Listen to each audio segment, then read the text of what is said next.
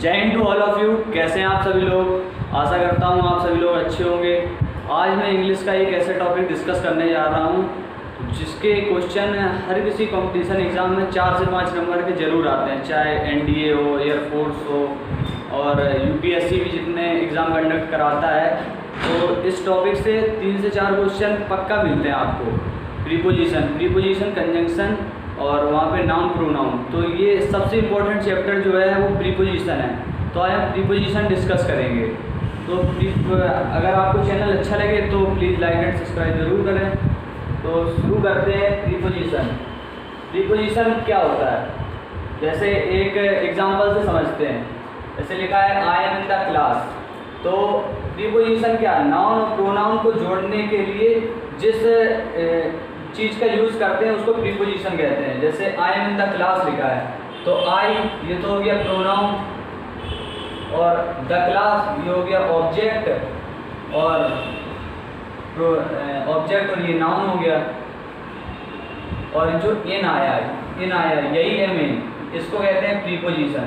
Preposition जो है noun और प्रोनाउन के बीच में सेंटेंस को जोड़ने का काम करता है। तो प्रीपोजिशन आर 3 टाइप्स। प्रीपोजिशन 3 तरह का होता है। पहला है डायरेक्शन, दिशा बताने वाला, दूसरा है टाइम, समय बताने वाला और तीसरा है प्लेस, स्थान बताने वाला। तो ये आपको समझ में आ गया होगा। 3 तरह का होता है प्रीपोजिशन, डायरेक्शन, टाइम और प्लेस। इस तरह के सेंटेंस इसमें आप किसी चीज़ की सरफेस यानी सतह को दिखाने के लिए, जैसे this book is on the table, मतलब बुक टेबल के ऊपर रखी है, तो वहाँ पे हम लोग प्रीपोजिशन ऑन का यूज़ करेंगे। प्रीपोजिशन ऑन का यूज़ करेंगे। एंड डेट्स मतलब तारीखों को दिखाने के लिए, जैसे he will come on Monday, वह मंडे को आएगा। एंड किसी डिवाइस यानी यंत्र या मशीन को दिखाने के लिए the show will be telecasted on the television. And इस तरह के कुछ रीजन है जिसमें हम ऑन का यूज़ करते हैं, प्रीपोजिशन ऑन। तो समझते हैं किसी चीज़ की सरफेस यानी सतह को दिखाने के लिए, जैसे एग्जांपल से समझते हैं the book is on the table. तो सरफेस यानी सतह के ऊपर रखी है ना वो, तो वहाँ पे प्रीपोजिशन ऑन का यूज़ करेंगे। सेकेंड है डेट या तारीखों को दिखाने के लिए, जैसे he will come on Monday लिखा है ही विल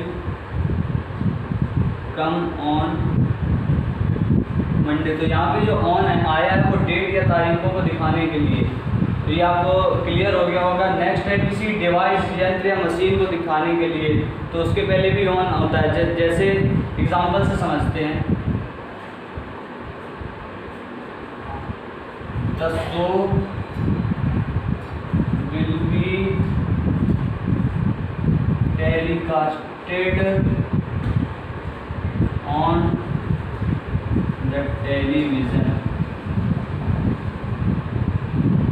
तो इसमें आपको समझ में आ गया होगा कि जो शो है वो टेलीविज़न पर आ रहा है। तो इससे पहले याद रखना पड़ेगा कि हमें ऑन का यूज़ करना है। बहुत से लोग यहाँ पे एट का यूज़ करते हैं पर वो गलत है, यहाँ पे ऑन का यूज़ करेक्ट होगा।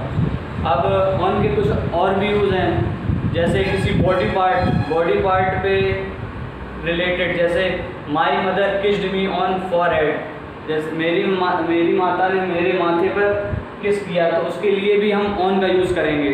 तो आगे समझते हैं उसको। तो नेक्स्ट है बॉडी पार्ट्स को दिखाने के लिए। बॉडी पार्ट्स को दिखाने के लिए भी हम ऑन का यूज़ करते हैं। प्रीपोजिशन ऑन का यूज़ बॉडी पार्ट्स को दिखाने के लिए यूज़ करते हैं। तो एग्जांपल से समझते हैं। लिखा है जैसे my mother kissed me on forehead. तो यहाँ पे भी आपको दिख रहा होगा प्रीपोजिशन ऑन का यूज़ हुआ है। तो आपको समझ में आ गया होगा कि मैं आपको प्रीपोजिशन के सारे टॉपिक जैसे ऑन, एट, इन, विद और भी बहुत सारे हैं, सबका मैं बता दूंगा कि कहाँ पे रीजन से बाहर नहीं आएगा क्वेश्चन। तो बॉडी पार्ट्स को दिखाने के लिए। नेक्स्ट है स्टेट यानी अवस्था को दिखाने के लिए। जैसे एग्जांपल से समझते हैं Virat Kohli was on fire last night. तो स्टेट यानी इसका मतलब ये नहीं कि विराट कोहली ने 8 रन ढूंढ गए, ये उसकी अवस्था दिखा रहे हैं कि विराट कोहली लास्ट नाइट पिछले दिन बहुत अच्छा खेला रहा, तो उसके लिए भी हम प्रीपोजिशन ऑन का यूज़ करते हैं। एग्जाम्पल रखते हैं, जैसे लिखा है विराट कोहली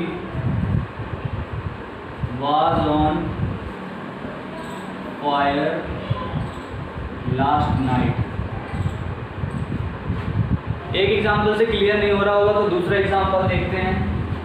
जैसे लिखा है mango juice is on demand. अवस्थाई तो दिखा रहा है कि मैंगो जूस की इस समय बहुत डिमांड है, और विराट कोहली जो है लास्ट नाइट बहुत अच्छा खेला, मतलब अवस्थाई तो दिखा रहा है कि बहुत अच्छा खेला। तो आपको समझ में आ गया होगा बॉडी पार्ट्स को दिखाने के लिए भी किसका यूज करते हैं। पहले मैंने आपको 3 और बताया कि कहाँ। The cat jumped on to the table, तो गतिशील अवस्था को दिखाने के लिए हम ऑन टू प्रीपोजिशन का यूज करते हैं।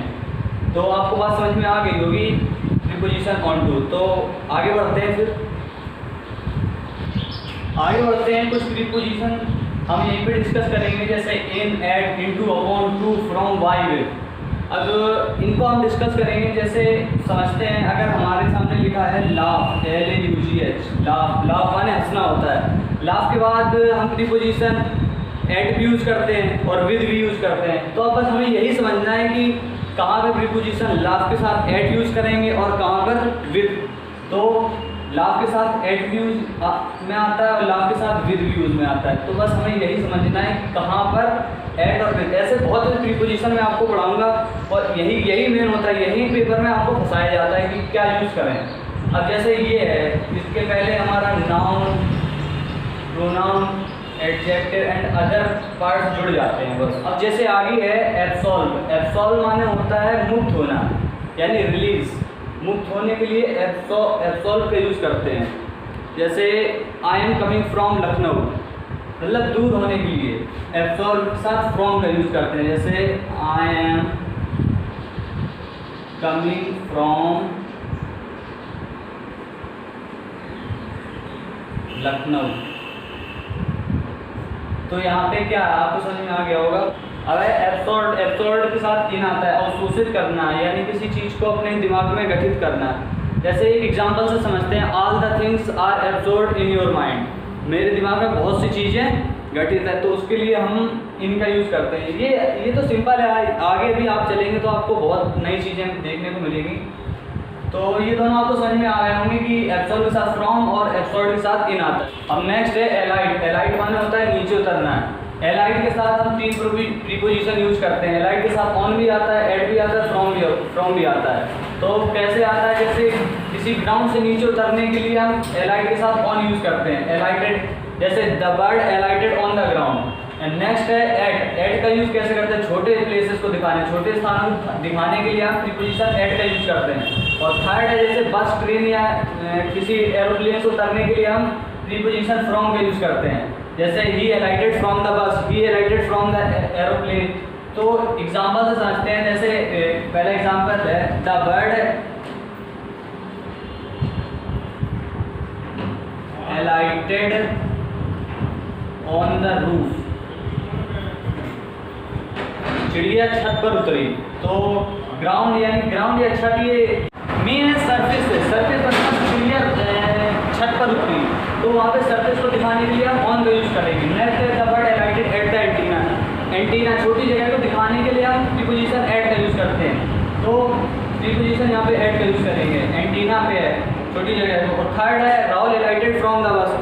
गतिशील अवस्था में बस, ट्रेन या किसी चीज़ से बांध से नीचे उतरने पर, अलग होने पर फ्रॉम, एलाइड के साथ फ्रॉम का यूज करते हैं। तो आशा करता हूँ आपको ये समझ में आ गया होगा। आगे बढ़ते हैं आंसर। आंसर के साथ हम 3 प्रीपोजिशन का यूज करते हैं। तो फर्स्ट नंबर पे टू, सेकंड नंबर पे फॉर, थर्ड नंबर पे विद। अब ये कैसे यूज करते हैं इनको समझते हैं। टू, पर्सन को जवाब देने के लिए, जैसे मैं किसी को जवाब दूं, जैसे ही गेव आंसर टू मी, तो यहाँ पे पर्सन को जवाब देने के लिए हम प्रीपोजिशन टू का यूज करते हैं। नेक्स्ट है फॉर। फॉर रीजन बताने के लिए, रीजन बताने के लिए हम फॉर का यूज करते हैं। जैसे ही gave answer for his misbehaviour, तो यहाँ पे हम फॉर का यूज करेंगे। और थर्ड